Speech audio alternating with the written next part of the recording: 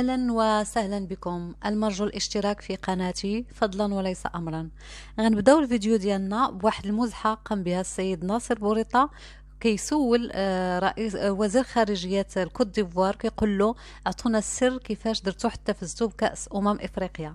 هي كيفاش يعطينا كوت ديفوار السر باش حنا نفوزوا بكأس افريقيا في هذه السنه، بحال اللي كوت ديفوار فازت فيها لما انعقدت في ابيجان، وهذا كذلك غادي يكون موضوع محادثات كذلك. شكرا. Secret pour gagner la Coupe d'Afrique des Nations. Mais je voudrais dire que c'est plutôt le Maroc qui doit nous donner le secret pour nous aider à les aider à gagner la Coupe d'Afrique. Parce que si nous avons gagné la Coupe d'Afrique, c'est bien parce que le Maroc l'a voulu. Nous étions صراحة احنا تعودنا على الأسلوب الراقي ديال السيد ناصر بوريطة في المحادثات الدبلوماسية، وكذلك حتى الاهتمام ديالو بالرياضة، حتى شفناه كيفاش كان فرحان مع المنتخب المغربي في قطر.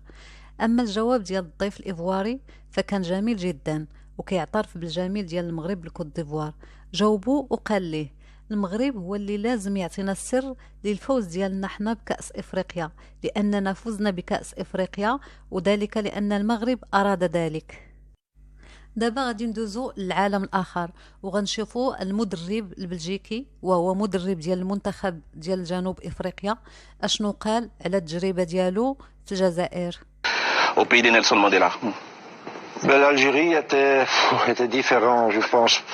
Pour moi, c'était la plus grande erreur que j'ai commise dans ma vie, d'aller en Algérie. C'est pas du tout une bonne mentalité. Pas du tout. J'ai eu beaucoup de problèmes. J'ai été dans 2 clubs, mais 2 fois, une fois 4 mois, deuxième fois 3 mois. Donc, non, c'était une mauvaise expérience. يا لطيف، مدرب جنوب افريقيا قال لهم دوز اكفس تجربه في المسيره التدريبيه ديالو الرياضيه ودوزها في الجزائر، وقال بان دوك الناس عندهم عقليه سيئه. سبحان الله، كلشي كيقولها فيهم خايبه. واخا هذا المدرب ديال جنوب افريقيا هو بلجيكي، ولكن كيدرب المنتخب ديال جنوب افريقيا، وجنوب افريقيا هي الحليف الاستراتيجي ديال القوى الضاربه. وفاش شنا حفيد نيلسون مانديلا اللي اعترف لهم بجمهوريه القيادة النعجاج في وسط الملعب زكارة في المغرب، وخدا معاه اكثر من $1,000,000. وفي اطار الدبلوماسيه الرياضيه المغربيه غنشوفوا واحد الانتصار جديد للمغرب، حيث ان رابطه الانديه الافريقيه اختارت المغرب مقر رئيس لها من بعد ما اختارت الفيفا كذلك واحد المقر في الرباط. يعني كنشوفوا دابا ان اعضاء رابطه الانديه الافريقيه وافقت بالاجماع على نقل المقر الى المغرب.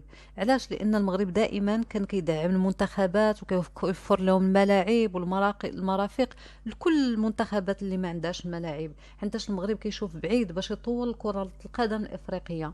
وهذا الشيء فعلا خلق واحد الصدمه كبيره في الجزائر، لانها حاولت بكل الطرق باش تعرقل احتضان المغرب لهذا المقر، لان حتى هي كانت مقدمه الملف ديالها.